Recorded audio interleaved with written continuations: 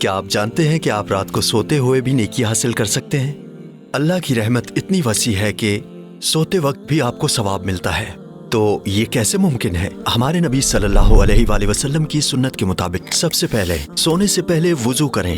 نبی پاک صلی اللہ علیہ وآلہ وسلم نے فرمایا کہ جو شخص وضو کے ساتھ سوئے اس کے ساتھ ایک فرشتہ پوری رات رہتا ہے اور اللہ سے اس کی مغفرت کی دعا کرتا ہے۔ پھر سونے سے پہلے بستر پر بیٹھیں اور یہ ذکر 33 بار پڑھیں۔ 33 بار سبحان اللہ، 33 بار الحمدللہ اور 33 بار اللہ اکبر۔